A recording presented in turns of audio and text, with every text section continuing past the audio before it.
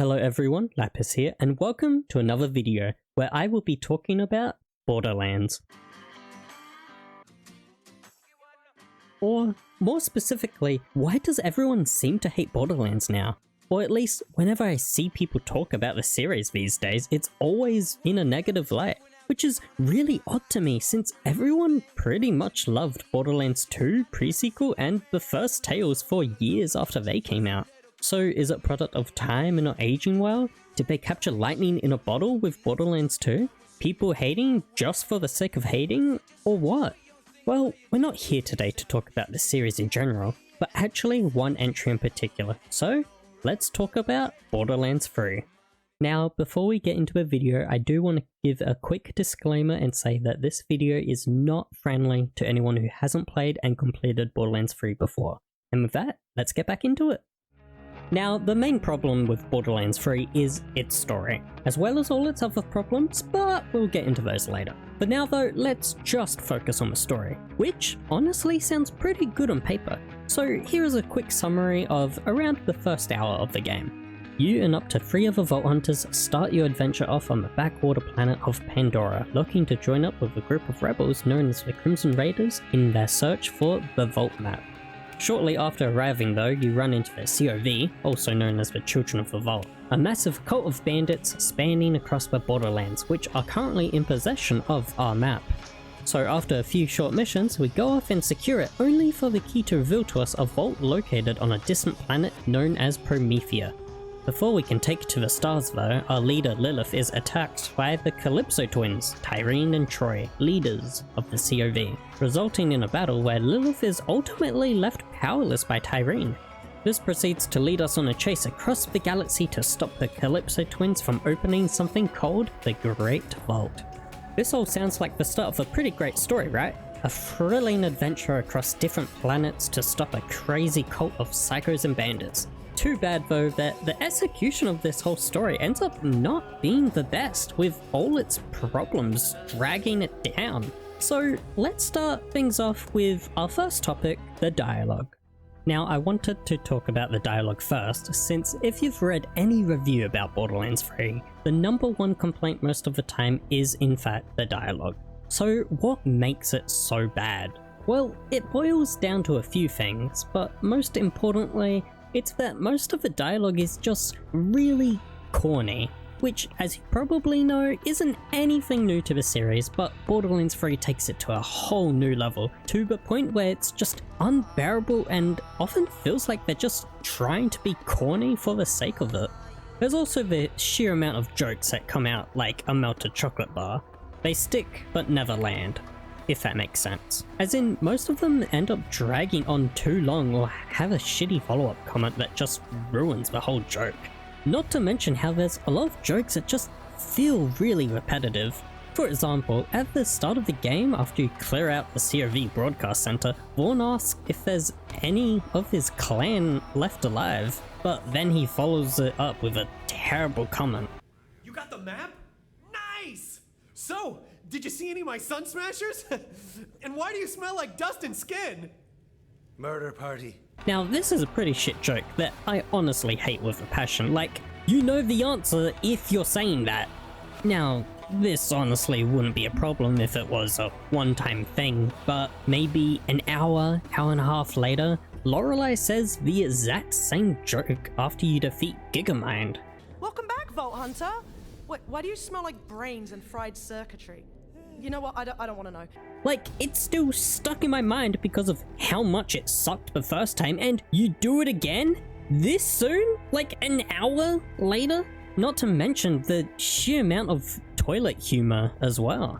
So it all just ends up being downright sad and utterly disappointing with how much the dialogue in this game sucks in general or just comes off as meaningless. Especially when you consider that every time you want to play through the game you have to go through all of it. That's why so many people end up saying that it's better if you just turn the dialogue off. Meanwhile, these issues aren't anywhere near as prevalent in past Borderlands, as all the dialogue, while still being a bit out there, ends up being pretty down to earth and respecting most of your time, not wasting it with shitty humor. Of course, that's not to say that there isn't any good dialogue in this game, because there genuinely is some good stuff. Unfortunately, most of it belongs to specific characters like Jacobs, Tannis, or Maya, while most of the other good dialogue is hidden away in echo logs and the Iridian transcripts that you can only translate when you're in the last stretch of the story, so you have to do a ton of backtracking through every area, which just sucks. And with that, we can finally talk about the meat and potatoes of Borderlands 3, the story, which has a lot of problems to talk about. So let's start things off with one of the major issues, the pacing. Now, the main issues that revolve around the pacing is mostly caused by Sanctuary, our main hub, and having to go back there almost every time we need a new objective or to deliver a key fragment. Like, why could we not have someone or something deliver the fragment to Tannis instead, and only meet up with everyone back on Sanctuary when we have all the fragments to assemble the key or to travel to a new planet? I would say that this issue is most apparent during the Prometheus section of the game, where you're hopping all over the place after each objective, which just really sucks as it takes you out of the action and ruins the general flow of the game. This also ends up linking back into the dialogue, with a lot of it feeling meaningless and ultimately wasting your time. Another issue that's really present is the amount of time you spend on each planet, with the biggest example of this being Athenas. Like, you spend a measly half an hour on, a full hour if you do everything there is to do, so it just ends up being extremely disappointing, as the whole purpose of this planet is essentially just to recruit Maya and Ava, while also being in the Prometheus section of the game, since I don't think it was actually ever explained why Prometheus key fragment was even on Athenas to begin with, and if it was, I must have just missed it. I honestly do just wish that Athenas ended up being a major planet along with Promethea and Eden 6, as it had so much potential to be set up as a Siren homeworld where we could have learned more about their powers and whatnot. It would have also helped with Maya and Ava's screen time and development, as they don't really do anything in the story except, well, you know. And of course, the other planets have their own problems as well.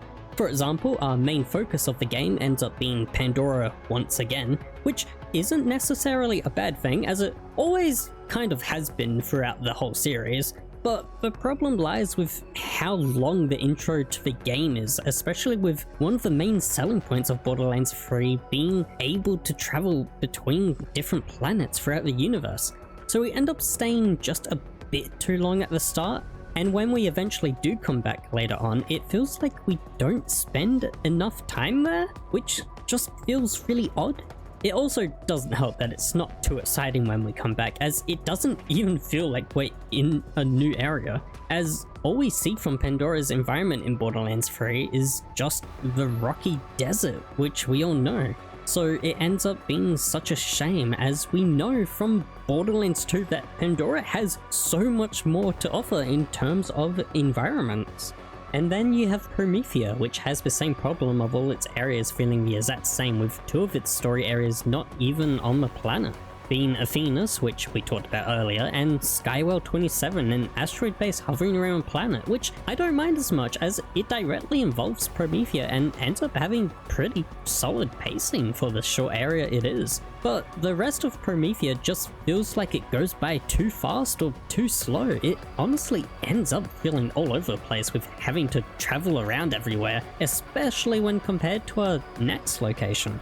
Now, Eden 6 would have to arguably be the best part of the game pacing-wise, in my opinion anyway, as it feels the closest to Borderlands 2's pacing, I would say, with having actual good progression throughout the planet and its areas without wasting too much of your time, while also making everything actually feel meaningful and worthwhile. The only part I would say that falls behind is Clay's mission to find the rogues, as it feels like the slowest section of Eden 6 and feels more like a side quest than anything.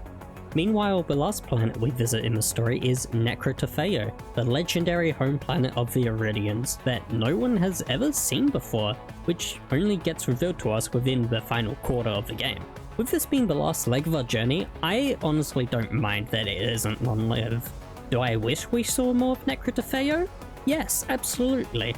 But in the end, it did what it was made for, and I don't know if I actually would like it as much if it was drawn out more. I will say though that it would have been cool if we had more to do on Necrotafeo after the story though. Now, before we move on to our next topic, there is one last thing I want to talk about, which I thought I would mention later, but here seems to be a better place for it, and that is the amount of screen time certain characters get. This is one of the bigger problems I found with Borderlands 3, as a lot of them just don't get the amount of time they need. The biggest example of this would probably have to be Ava, as we don't really get any development from her at all throughout the whole game. Like, she only appeared when Maya was around, and then did absolutely nothing until the end of our return trip on Pandora, where she comes with us to stop Tyreen and Troy, because Lilith says she's ready now.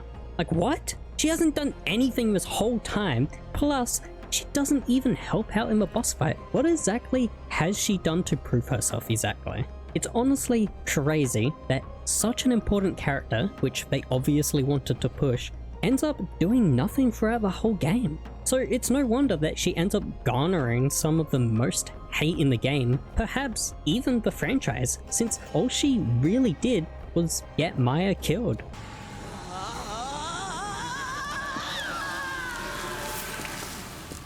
But anyway, Ava isn't the only character that doesn't get enough screen time. You also have someone like Tiny Tina, who is only around for 7 to 10 minutes and only feels like she's here because they're a fan favorite. Or Claptrap, who only serves as your tutorial guide to never end up doing anything for the rest of the game. And unfortunately, these are only a few examples of the many characters in this game. With all that being said though, the pacing of Borderlands 3 ultimately ends up feeling terrible to go through, whether it's the story being all over the place, some characters not getting the time they need to shine, or the dialogue being terrible and wasting your time. I genuinely believe that if a lot of the game was slowed down or just had a consistent pace in general to let the content actually sink in more, then we could have had something that was really amazing. And it is honestly so disappointing to see a lot of great ideas come out as half-baked. But there are more problems we have to talk about, so let's move on. Alright, so Borderlands 3 has a bunch of moments/decisions in the story that are questionable, to say the least, with a lot of them not entirely making sense or good ideas that just don't get executed well. So let's go over some of these moments while also thinking about how we can potentially solve some of these problems. We'll start things off with a scene that happens about an hour into the game, where Lilith gets owned by the Calypso Twins. So before we can leave Pandora, we are given the task of gathering fuel for the ship, and once we're done with that, we return only to have to go talk to Lilith. But before we reach her, the door closes and she gets jumped by the Calypsos. What then proceeds is one of the most piss-poor fights, within a cutscene mind you, I've ever had the grace to witness. I mean, I thought Lilith was this legendary Vault Hunter and that sirens were some of the most powerful beings in the universe. It also doesn't help that we've even seen her do a lot in the past games with growing into this leader figure. But here, she practically gets punched once and the fight's over. Like, she isn't even worn out or anything before the fight, plus no one on Sanctuary helps her out at all either, which is just bizarre.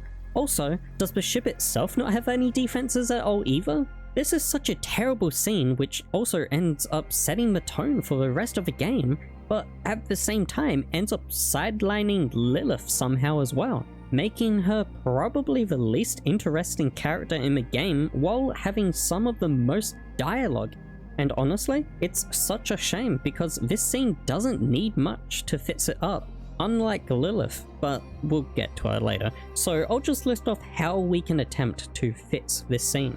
1. Have the CRV perform a surprise attack when we go off to gather fuel, but most importantly to wear down Lilith for the Calypso Twins, since they can't really fight themselves. 2. Have Lilith fighting off all the CRV by herself, since everyone aboard Sanctuary can't help for whatever reason.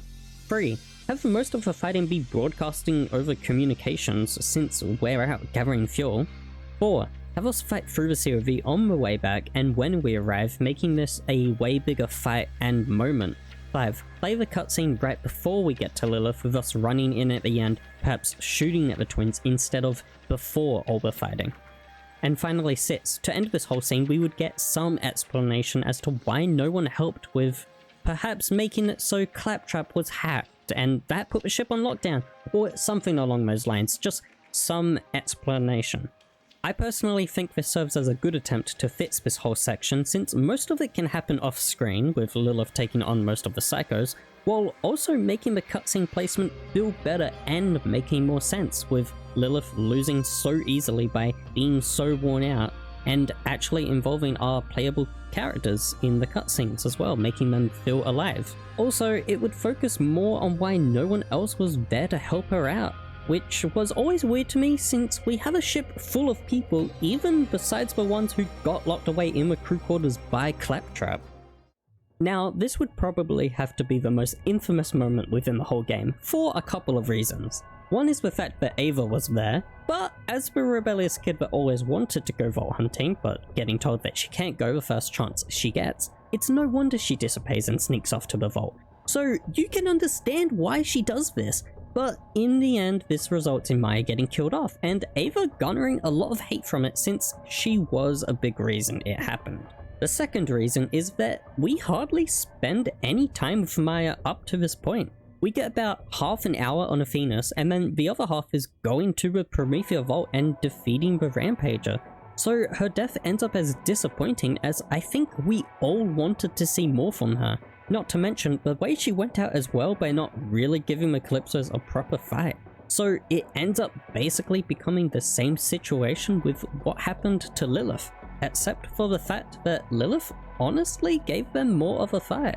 To make all this worse, the so-called funeral held afterwards is one of the single worst moments in the entire game, since all it boils down to is Ava saying, "Get it together, Lilith!" Like seriously? What the hell is this moment? Why does no one say anything meaningful or profound? A dear friend just died, for God's sake. I mean, Zero is right there, but says nothing at all. Like what? Why on earth do we move on from this so fast? It really feels like we didn't care about her at all. But wait, it gets even worse. If you have the Season 2 DLC with the director's cut, they actually have a full-on deleted scene for a funeral, which is really good as it holds a lot of development for Ava and Lilith, which would have really helped with their characters. They also had everyone pay their respects, with even the playable characters being there as well, with there also being a scene of Krieg, which is great if you know about their relationship. It's just so much better, and I really recommend watching it on YouTube if you haven't seen it. I'll leave a link in the description, but yeah, it just ends up being so confusing why they never went ahead with this version and settled for whatever the hell we got. Once we reach about the halfway point within the final chord of the game, the time to stop the Calypso Twins once and for all finally arrives, by having us set out to raid the Twin God Cathedral, where they are currently attempting to open the Great Vault, aka Pandora, which would result in the Destroyer being released, a giant monster sealed within Pandora by the Iridians, which has the power to destroy the universe. So this whole ordeal sounds pretty serious, right? I mean, it's practically the end of the universe as we know it if this thing gets out. So surely everyone we've met on a journey is gonna help us out, right? Surely this is treated as the most serious thing ever, right? Nope. In fact, it just feels like any other part of the game.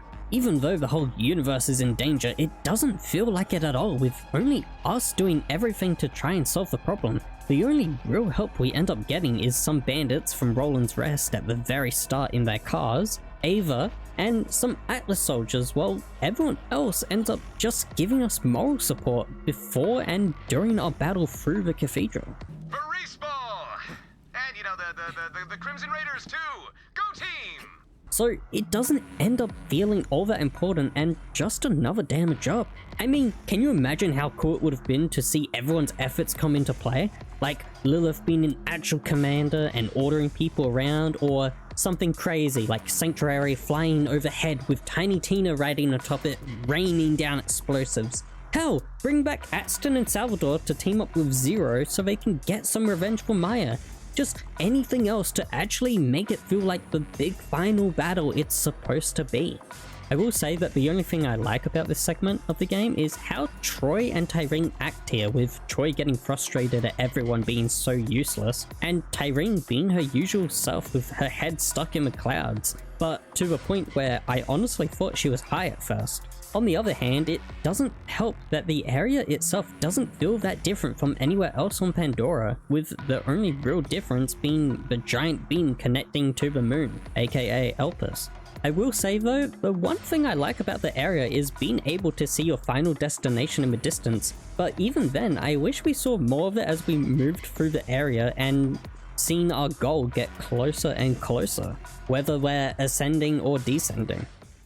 Now, those were some of the moments that I had quite a bit to say about, as they're pretty big moments in the game, but that isn't to say there aren't any more moments / decisions that feel weird throughout the game, so let's just list them off real quick and keep it brief as I don't have too much to say about them.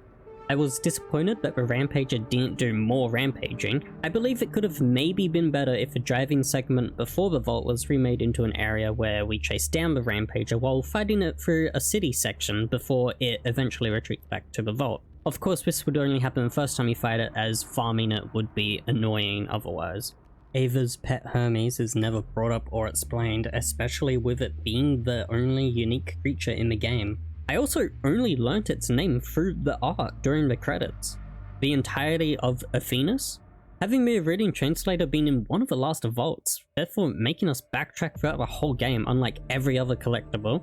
Not introducing the Typhon logs in the story and instead having them off to the side, especially at the start of the game, since we've never heard of this legendary figure before, so why not introduce the logs on Promethea instead of Pandora, this planet we've always been on.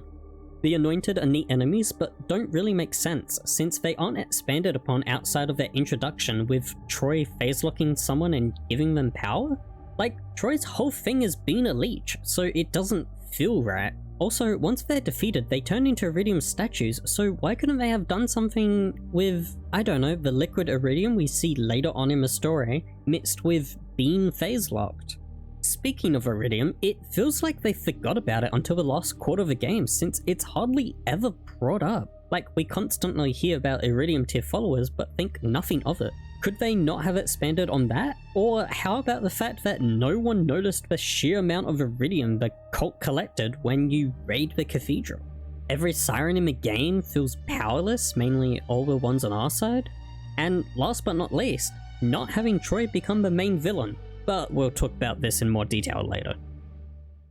Now, the final topic we'll be discussing today is the characters. The people we meet along our journey that help move the story along, like Lilith, Tannis, the Calypso Twins, and so many more. What we'll be doing exactly, though, is looking at some of these people, their problems, and how we can potentially solve some of them. For example, we've already talked about some of these issues in our previous topics, like Maya's whole purpose, Ava's existence, and the amount of screen time some people get, like Tiny Tina and only being relevant for 8 to 10 minutes, so we won't be bringing them up again. Before we get into talking about specific characters though, there is something that I want to mention which involves a majority of the characters, and it's that they all feel very two-dimensional. As in, there's no depth to any of these people. No one throughout the story actually grows or learns from anything.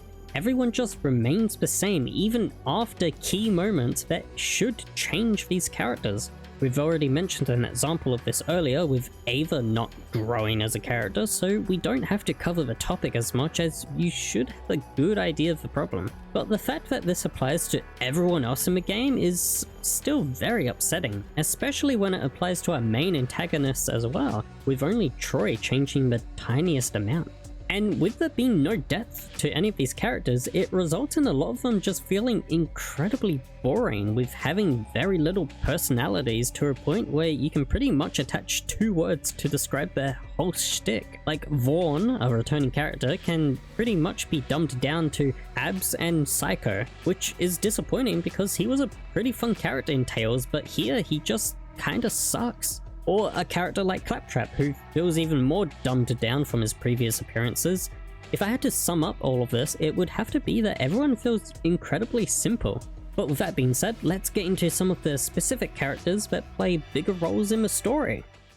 We'll start things off with our playable characters, who unfortunately don't actually feel like they're part of the story, which is really quite a shame because they honestly did something great this time around and made them actually talk and honestly have pretty fun personalities, which we really didn't get in the past games. Too bad the only times they talk in the story though is to respond to someone or something, which isn't necessarily bad, but the response we get back is always the same despite who you're playing as and what they say. So it ends up feeling like our response doesn't even matter, or like they're getting brushed off entirely sometimes. Besides the dialogue though, our actions in the story never feel rewarding or too impactful either.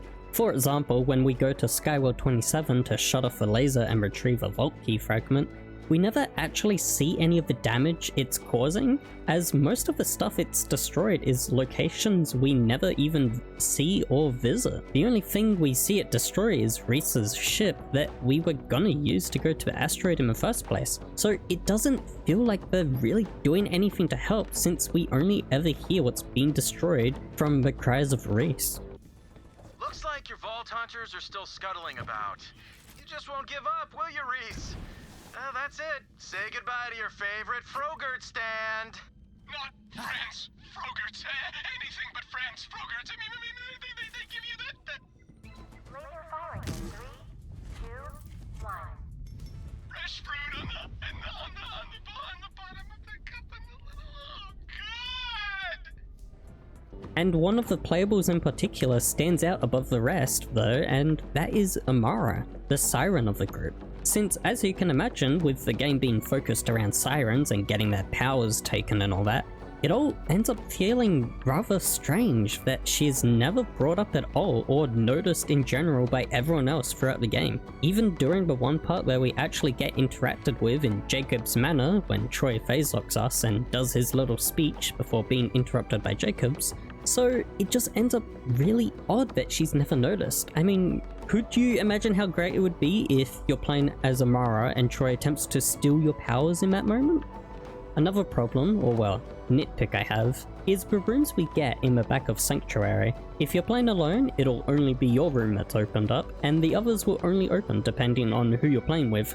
But something I personally would have loved to see would be to have them always open with the other playables inside, which we could interact with in between missions and whatnot, while also of course have them appear in different scenes throughout the game. For example, if you're on Promethea, they could just be chilling with Lorelei in that outpost, or just something to make them feel a part of the story as well. What we ended up with though is definitely an improvement over the past games, and a step in the right direction with making the playables talk more while showing off their personalities, which is amazing. Not to mention most of the responses they give are great. I genuinely enjoy a lot of them. I just wish they had done a bit more to make them feel actually more involved with the narrative and the world around us. The first major character we'll be discussing outside of this is Lilith, a long-standing character in the franchise, but most importantly the commander of the Crimson Raiders, and a siren. So of course she's going to be playing an important role in the story, since we're going to be joining up with her crew. Too bad she turns out to be a rather boring character in BL4. But what makes her so bad exactly? Well, for starters, we already talked about a major moment earlier, which sets up her story for the rest of the game, with her powers getting taken by Tyreen, therefore leaving her powerless and landing her completely within the role of commander aboard Sanctuary. While before it seemed like she could pretty much handle anything by herself, since no one else on Sanctuary really fights besides, well, us. So you would think that throughout the course of the game she would grow into a more serious character, a real leader, perhaps becoming someone more like Roland, while also having to come to terms with being powerless after always living with those powers. But no, we don't really get any of that. She pretty much accepts her fate immediately, which, while I will admit is pretty admirable that she can do that, it just comes off as disappointing, since it could have been an actual thing to explore throughout the game, and having this be an ongoing thing till she finally accepts it.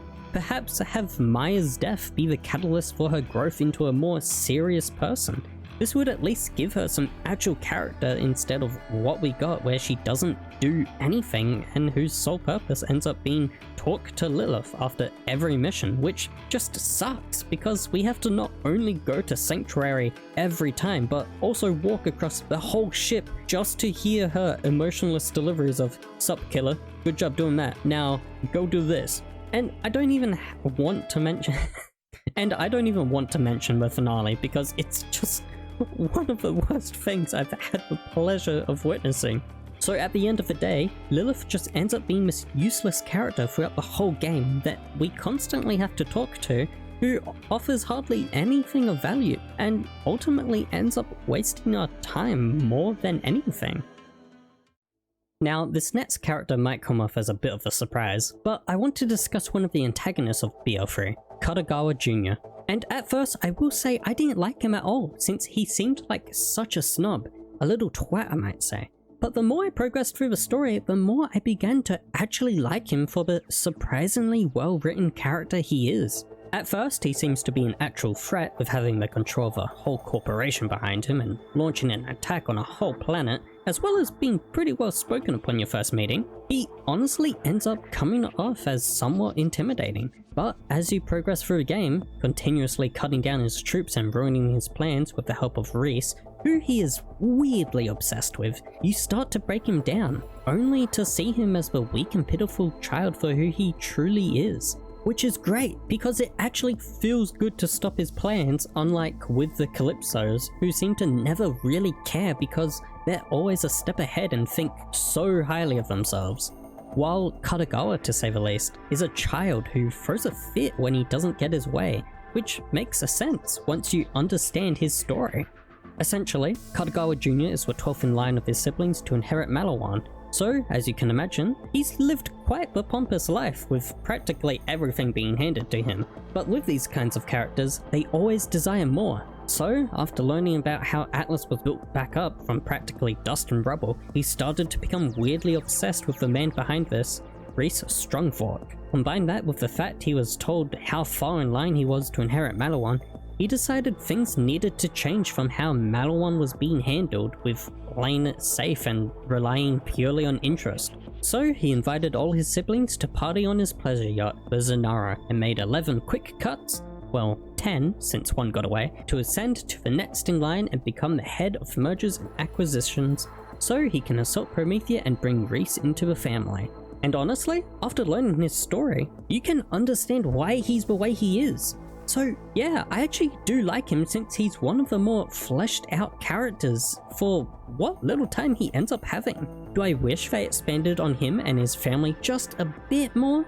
Yes, absolutely. I would have loved to learn more about Maliwan like how we did with Jacobs, and it didn't even have to be that much. Once again, the whole Athena section could have just been something else, more related to Promethea. Before we talk about our final two big characters, the Calypso Twins, I want to take a moment to mention some of the other characters that I don't have too much to say about, but still some things, and their problems, so let's just get into them real quick. Claptrap, not relevant beyond tutorial besides collectibles. Tannis, for being a major character, it's weird she didn't get an intro cutscene even though she gets one later on. Speaking of which, it's way too obvious that she's a siren with the sheer amount of hints throughout the game, so it's not a surprise when it's eventually revealed. Feels weird how important she is now after not being relevant at all in BL2. Besides all that though, it's the same old Tannis but perhaps a little more insane. Probably one of my favourite characters in the game though. Lorelei, not enough screen time for being a pretty cool character. Her side quest about getting coffee and food for the people suffering from this war feels more like we're doing it for her. Zero, an assassin that hardly talks and when he does only speaks in haikus, ends up speaking way too much. Besides being cool, he's a pretty boring character that honestly didn't really need to be here. Joins us in Sanctuary but doesn't do anything. Reese, feels dumber when he was in Tales, doesn't interact with Vaughn at all, having the option to remove his mustache when his model was clearly made for it. Speaking of his mustache, he really likes his mustache. Jacobs and Hammerlock, honest to god, best written characters in the game. Feels like there's no wasted time with them, humorous dialogue, and once again, never explained why Hammerlock joins us on Sanctuary. Clay. Not enough screen time, and unfortunately has the one section of eating Sitch which feels slow, aka finding the rogues, which ends up feeling more like a side quest. Aurelia. Didn't get enough screen time of this ice cold rich bitch. Pain and Terror. These guys were great with their commentary, and I wish we got more of them. The only bad thing is that with all the carnage on the way to Carnivora, it's sometimes hard to hear what they're saying. And at long last, our biggest characters have arrived. The main antagonists of Borderlands 3, the Calypso Twins, Tyreen and Troy. Now, unfortunately, these two end up having a lot of problems, which is terrible for being our main antagonist, while also being characters that we hear from constantly and build up to throughout the game. For example, one of the problems I did mention earlier with how they don't really care when you stop any of their plans, so it never feels rewarding in the slightest. But this is ultimately a pretty small issue compared to the others, like one of their main issues being their personalities. So when we're first introduced to the Calypso Twins when raiding the broadcast center, we learn that how they spread their word to gain followers is in fact from streaming on the EchoNet and spewing sweet lies of love, power, and most importantly family to the psychos of Pandora and the rest of the universe. So it's no wonder that they decide to follow and worship them as gods in search of this great vault. But mainly Tyreen, since Troy on the other hand doesn't really do any of the speaking, so their followers don't like him as much, if not at all. It also helps that they're both sirens to really sell that god aspect. Now you probably think that doesn't sound too bad, right? They only put on the streamer act when spreading their word and talking to their followers. But no, throughout the whole game, no matter the situation, other than the final section through Necro Tefeo, they communicate in the most average upbeat streamer tone imaginable, which somehow feels even more exaggerated, and honestly, it just gets so tiring to hear. Which is a real shame because I honestly do love the both of them and what could have been a pair of great characters. But they just end up being brought down by awful dialogue, their whole streamer personalities, and most of all, probably their story and development, which we'll talk about now. Well, it all began when my parents, Typhon de Leon, the legendary Vault Hunter, and his partner Lady Calypso went out into the universe in search of the Iridian homeworld Necro Tefeo, and of course they did end up finding it, even though they crashed into it while making love, they found it nonetheless. Sometime later, after their business with the local vault though, Leda soon gave birth to a pair of conjoined siren twins named Tyreen and Troy, which of course were split from each other. Unfortunately, soon after their birth, Leda died from an accident, supposedly due to Tyreen's leeching powers, leaving Typhon to raise them all by himself, and with them both being sirens, one of the rarest things in the universe, Typhon knew he needed to protect them. So, he kept them on Necro Tefeo away from the universe so no one could harm them, since he's seen the worst the universe has to offer. Too bad, good things don't last though. Since Typhon was a legendary Vault Hunter that's travelled all across different planets and met a variety of people, if there's one thing he has, it's stories. And as he says himself, a story can be a dangerous thing in the wrong hands. And with having to raise two kids that only listened when telling his stories, one who's always sick, Troy, and the other who can never stop moving around, Tyreen, it's no wonder that he kept telling his stories. The thing is though, he mentioned way too much, with the biggest example being sirens and the Great Vault. So after growing up and getting their heads filled with tales of the universe, especially Tyreen, she wanted off the planet. So, Tyreen decided to get Troy's help to repair Typhon's crashed ship with the sweet lie of doing it for their father, only to turn around last second and say, "Are you coming or not?" To which of course he has no choice, being solely reliant on her to survive, which makes him more of a victim than anything since he seemed pretty nice at this point. And if I'm gonna be completely honest, I absolutely love their backstory. I think it's excellent, as it properly fleshes out everyone involved. Even Typhon, who I haven't mentioned yet because there's really not anything negative to say about him. He's just a really good, humorous character that, at the end of the day, you can sympathize with. But aside from him, it perfectly sets up Tyreen's character of being this high and mighty delusional maniac of wanting to become a god by absorbing the Destroyer while having this warped perception of a family. And then you have Troy as someone who's solely reliant on his sister for his survival, who gets slowly twisted with all the crazy stuff they're doing to achieve their goal. But unfortunately, that's pretty much where all the good ends, since we don't see any real development from the twins throughout the whole game. First, you have Tyreen, who pretty much doesn't change in the slightest, with only having a few moments of jealousy at Troy after he gets his powers during Eden 6. Then being in this kind of high from getting so close to their goal in the Cathedral Raid, and then only becoming somewhat serious in the final stretch of the game to a point where she doesn't even care about killing their father. So for being the main antagonist of the two, she feels like such an empty character with wasted potential. Especially when compared to her brother Troy, who honestly should have become the main villain with how much potential and actual development he had. I mean, within the first half of the game, it's obvious he plays a secondary role to Tyreen, with her being in the spotlight while he does everything else behind the scenes, essentially being the chair guy and never getting any credit. But to everyone else, he's basically more like a leech to Tyreen, never really doing anything. But once he absorbs Maya's powers by what seems to be an accident, he starts to gain some fame from their followers and becomes way more assertive towards everyone, while also experimenting with his new powers, creating the Anointed.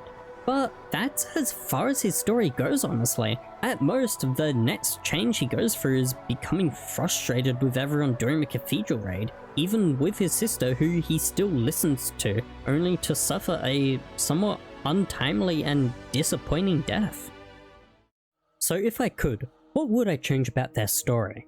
Well, for starters, I wouldn't change any of their backstory, since I think it's perfect as is. But if I did have to do anything, I think I would show more of what Troy was like before, with being this kind boy who cares about his family and perhaps someone who likes technology, since he fixed up the ship and handles all the background stuff with streaming.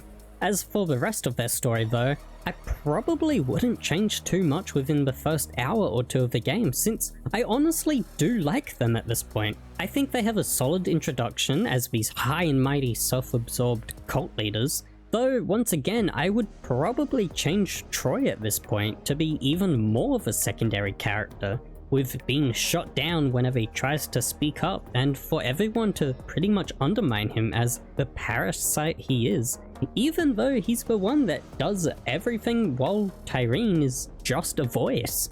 But this would all change with the death of Maya and the absorption of her powers, since this should be the catalyst for changes in a lot of characters, but most of all, Troy.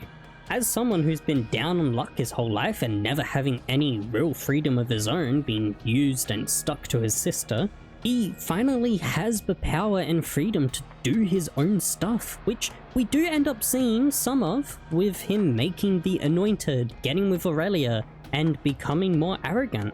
But I definitely would slow this down, since his arrogance feels pretty much instant with not much build up at all. I would have loved for the build-up to be a bit slower, with him realizing he now has fans of his own, combined with the fact that he has actual powers of his own now. Like, he starts to enforce his own ideas, doing stuff himself, speaking over Tyreen, getting tired of this whole streamer charade, but mostly starting to show how he's been twisted by Tyreen and all the stuff they've been doing over all this time. A great example of this is the mana sequence on Eden 6, where Troy goes behind Tyreen's back with Aurelia to deal with us for good because he's sick of this whole cat and mouse game we've been playing across the universe.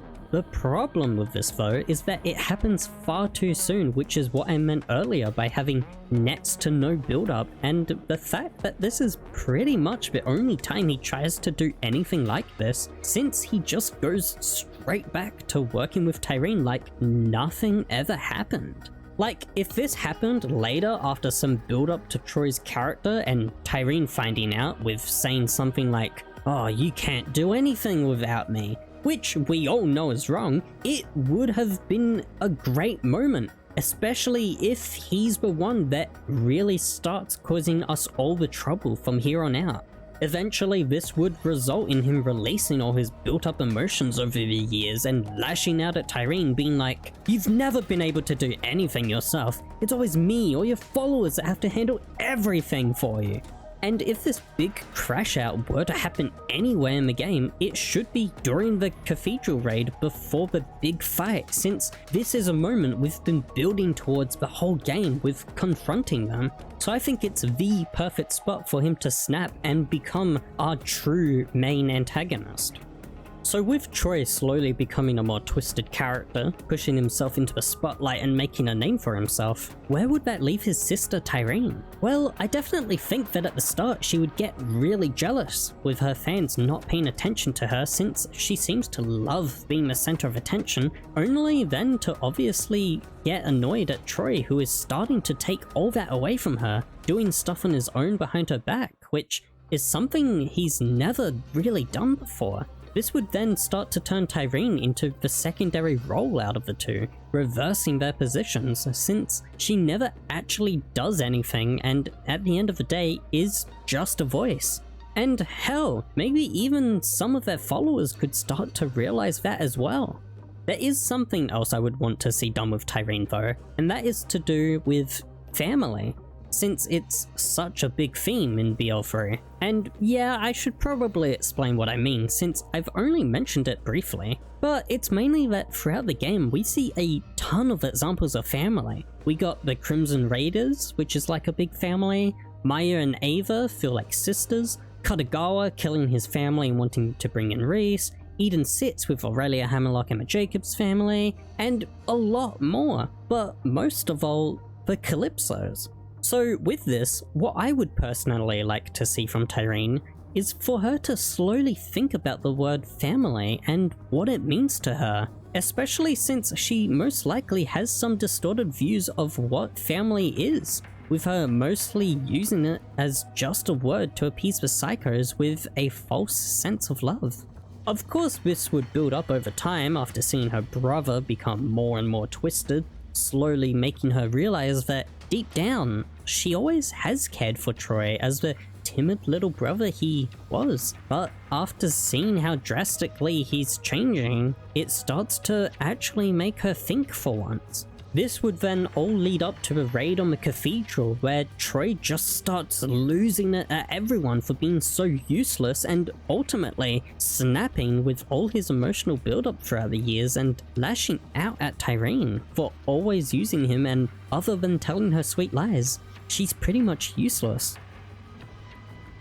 So, to finish charging the moon, he forcibly leeches from her, causing her to suffer immense pain and anguish. Meanwhile, I think Tyreen should pretty much remain the same in this segment, being in a state of high from being so close to their goal, only for it to all come crashing down when Troy lashes out and forcibly leeches from her, which could be the ultimate reality check from her, with her brother fully losing it at her nonetheless, and forcibly leeching her, which is probably one of the few times she's felt actual pain in her life, which is caused by none other than her brother Troy, something she probably thought would never happen. I mean, this could be the ultimate wake-up call for her of, oh god, what have I done?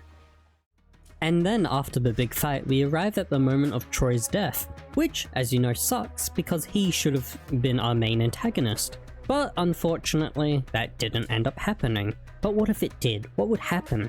Well, with Troy being done with Tyreen and not believing she can achieve now their goal, I believe he would absorb her powers as a last resort. Oh, and speaking of their powers real quick, I don't think it's ever actually said if their powers are split between them, which I think would make more sense, since they were conjoined twins, but they're split apart, making their powers also split between them.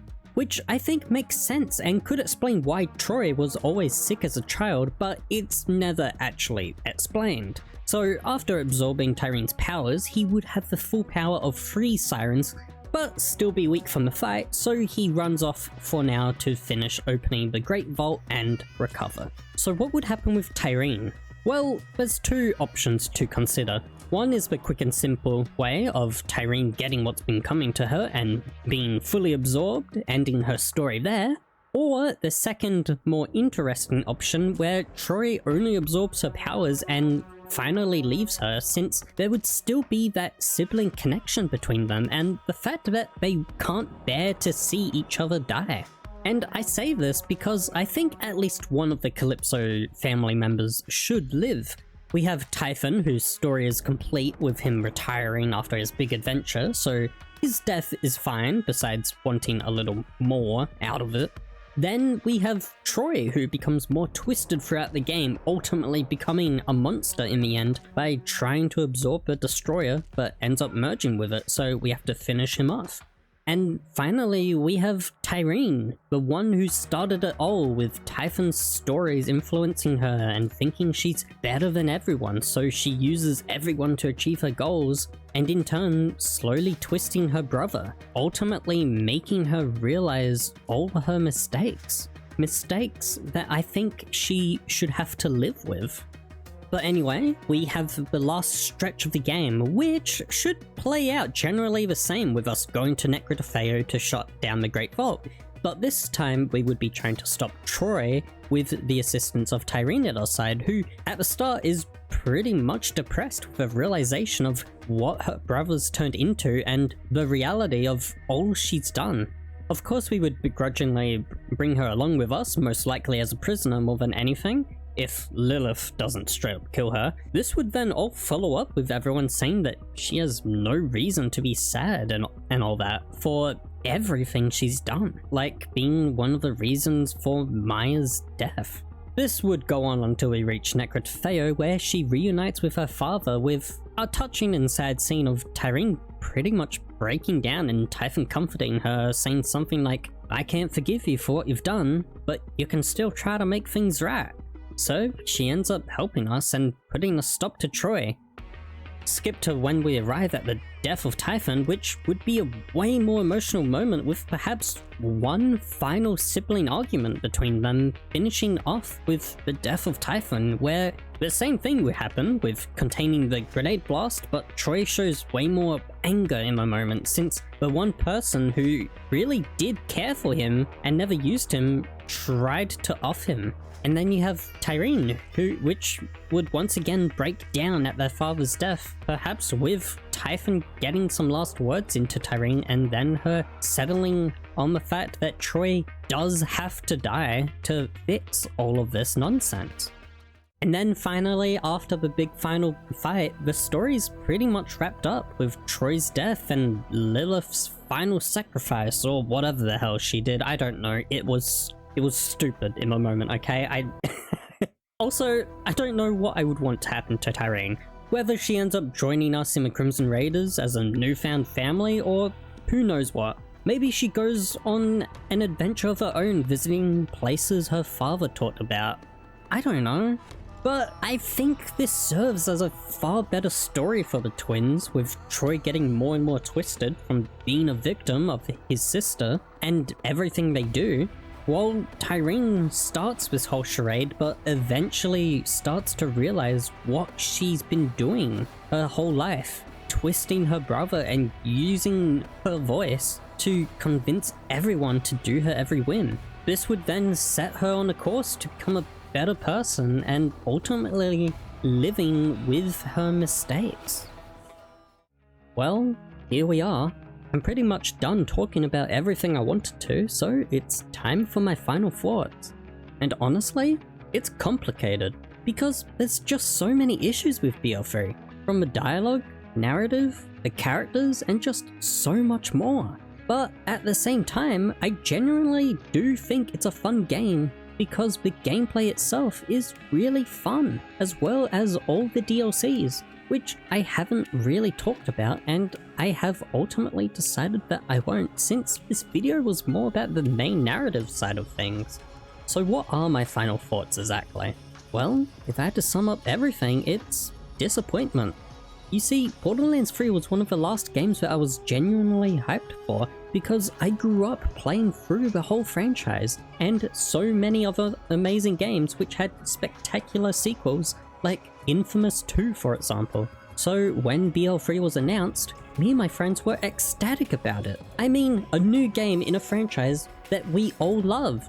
But when the release day came and we played through it, it was bad. Besides the gameplay in the first 2 hours, we didn't really enjoy ourselves because we started to realize how unfunny and awful the dialogue and narrative was. So we only played through the rest of the game for the sake of beating it.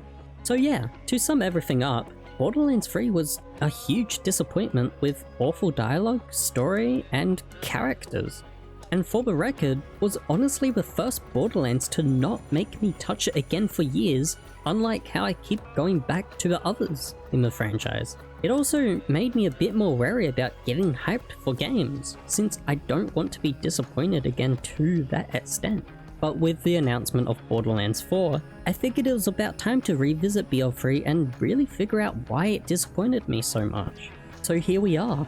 I decided to make a video out of it because why not? Maybe others share my opinion, or maybe people want to hear someone's thoughts on a game from a franchise people always hate on. Who knows? But in the end, I'm glad I made this video since I've been meaning to get my feelings about this game off my chest for years. And I welcome anyone else to share their feelings on this game as well, or the video. Do you agree with what I've said? Do you not? I actively welcome people to refute my points since no one is absolutely right about everything. I could have said something really dumb for all I know, like my idea for Tyrene's story. Hello everyone, Lappiz here, and thank you all for watching. If you enjoyed the video, maybe consider leaving a like and subscribing. I do plan to do more Let's Talk About videos in the future, discussing various topics in gaming. But for now, that's been all, and perhaps I'll see you all next time. Bye bye!